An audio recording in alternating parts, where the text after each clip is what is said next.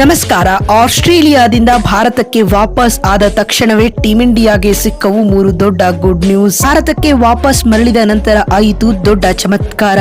ಇಡೀ ಟೀಂ ಇಂಡಿಯಾದಲ್ಲಿ ಹಬ್ಬಿತು ಸಂತೋಷದ ಅಲೆ. ಜಸ್ಪ್ರೀತ್ ಬುಮ್ರಾ ಅವರಿಗೆ ಸಂಬಂಧಿಸಿದಂತೆ ಬಂತು ದೊಡ್ಡ ಸುದ್ದಿ.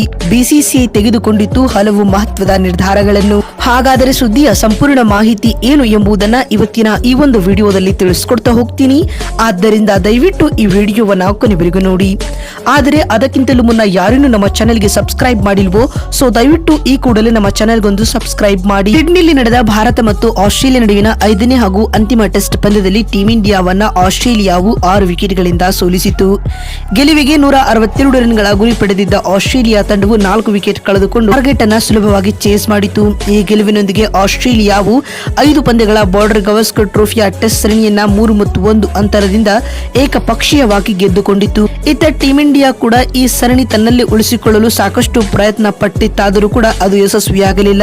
ತಂಡದ ಈ ಕಳಪೆ ಸಾಧನೆಗೆ ಬ್ಯಾಟಿಂಗ್ ವಿಭಾಗವೇ ಪ್ರಮುಖ ಕಾರಣ ಎಂಬುದರಲ್ಲಿ ಯಾವುದೇ ಅನುಮಾನವೇ ಇಲ್ಲ. ಇಡೀ ಸರಣಿಯಲ್ಲಿ ಟೀಂ ಇಂಡಿಯಾದ ವೇಗಿಗಳು ನೀಡಿದ ಹೋರಾಟವನ್ನ ಬ್ಯಾಟಿಂಗ್ ವಿಭಾಗದಲ್ಲಿ ಬ್ಯಾಟ್ಸ್ಮನ್ಗಳು ನೀಡಿರಲಿಲ್ಲ. ಹೀಗಾಗಿ ಸತತ 3ನೇ ಬಾರಿಗೆ ಈ ಪ್ರತಿಷ್ಠಿತ ಸರಣಿಯನ್ನ ಗೆದ್ದುಕೊಳ್ಳುವಲ್ಲಿ ಟೀಂ ಇಂಡಿಯಾವು ವಿಫಲವಾಯಿತು ಸ್ನೇಹಿತರೆ. ಆದರೆ ಈಗ ಆಸ್ಟ್ರೇಲಿಯಾದಲ್ಲಿ ಸಿಕ್ಕ ಅವಮಾನಕಾರಿ ಸೋಲಿನ ಕಹಿ ನೆನಪುಗಳನ್ನ ಮರೆತು ಹೊಸ ವರ್ಷದ ಪ್ರಾರಂಭವನ್ನ ಹೊಸ ರೀತಿಯಲ್ಲಿ ಮಾಡಲು ಭಾರತ ತಂಡ ಪ್ರಯತ್ನಿಸುತ್ತಿದೆ. ಹಾಗೂ ಇದೀಗ ಟೀಂ ಇಂಡಿಯಾದ ಸಂಪೂರ್ಣ ಫೋಕಸ್ ಮುಂಬರುವ ಐಸಿಸಿ ಚಾಂಪಿಯನ್ಸ್ ಟ್ರೋಫಿ ಮೇಲಿದೆ. ಈ ಬಾರಿಯ ಚಾಂಪಿಯನ್ಸ್ ಟ್ರೋಫಿಯು ಫೆಬ್ರವರಿ ತಿಂಗಳಲ್ಲಿ ಆರಂಭಗೊಳ್ಳಲಿದೆ ಸ್ನೇಹಿತರೆ. ಈ ಟ್ರೋಫಿಯನ್ನ ಗೆದ್ದುಕೊಟ್ಟು ಅಭಿಮಾನಿಗಳಿಗೆ ಒಂದು ಅಪೂರ್ವ ಉಡುಗೊರೆಯನ್ನ ಕೊಡುವ ತವಕದಲ್ಲಿ ಟೀಂ ಇಂಡಿಯಾ ಆಟಗಾರರು ಇದ್ದಾರೆ. ಆದರೆ ಅದಕ್ಕಿಂತ ಮೊದಲು ಭಾರತ ತಂಡ ಇಂಗ್ಲೆಂಡ್ ತಂಡದ ವಿರುದ್ಧ 5 ಪಂದ್ಯಗಳ T20 ಸರಣಿ ಮತ್ತು 3 ಪಂದ್ಯಗಳ ಏಕದಿನ ಸರಣಿಯನ್ನ ಆಡಲಿದೆ. ಚಾಂಪಿಯನ್ಸ್ ಟ್ರೋಫಿಗಾಗಿ ಟೀಂ ಇಂಡಿಯಾಗೆ ಈ ಸರಣಿಯು ವಾರ್ಮ್ ಅಪ್ ಸರಣಿ ಅಂತಾನೆ ಹೇಳಬಹುದು.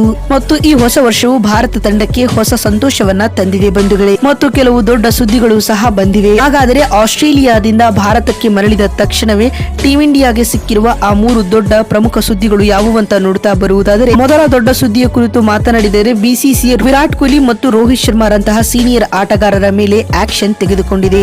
ಈ ನಿರ್ಧಾರದ ಪ್ರಕಾರ ರೋಹಿತ್ ಮತ್ತು ವಿರಾಟ್ ಕೊಹ್ಲಿ ಡೊಮೆಸ್ಟಿಕ್ ಕ್ರಿಕೆಟ್ ನಲ್ಲಿ ಆಡುತ್ತಾ ಕಾಣಿಸಿಕೊಳ್ಳಲಿದ್ದಾರೆ. ಅಂದರೆ ಈ ಆಟಗಾರರು ರಣಜಿ ಟ್ರೋಫಿಯಲ್ಲಿ ಆಡಬೇಕಾಗುತ್ತದೆ ಮತ್ತು ತಮ್ಮ ಪ್ರದರ್ಶನವನ್ನ ಸುಧಾರಿಸಿಕೊಳ್ಳಬೇಕಾಗುತ್ತದೆ. ಈ ಇಬ್ಬರು ರಣಜಿ ಟ್ರೋಫಿಯಲ್ಲಿ ಉತ್ತಮ ಪ್ರದರ್ಶನ ನೀಡುವಲ್ಲಿ ವಿಫಲವಾದರೆ ಇವರಿಗೆ ಟೀಂ ಇಂಡಿಯಾದಿಂದ ಗೇಟ್ ಪಾಸ್ ಸಿಗಲಿದೆ. ಆಸ್ಟ್ರೇಲಿಯಾದಲ್ಲಿ ಈ ದಿಗ್ಗಜ ಆಟಗಾರರು ಕಳಪೆ ಪ್ರದರ್ಶನವನ್ನ ನೀಡಿದ್ದಾರೆ. ಹೀಗಾಗಿ ಬಿಸಿಸಿಐ ಇವರ ವಿರುದ್ಧ ಕ್ರಮ ಕೈಗೊಳ್ಳುವುದು ಸ್ಪಷ್ಟವಾಗಿದೆ. ಹಾಗೂ ಎರಡನೇ ಶುಭ ಸುದ್ದಿ ಬಗ್ಗೆ ಮಾತನಾಡುವುದಾದರೆ ಅದು ಜಸ್ಪ್ರೀತ್ ಬುಮ್ರಾ ಅವರ ಇಂಜುರಿಗೆ ಸಂಬಂಧಿಸಿದಂತೆ ದೊಡ್ಡ ಅಪ್ಡೇಟ್ ಸಿಕ್ಕಿದೆ.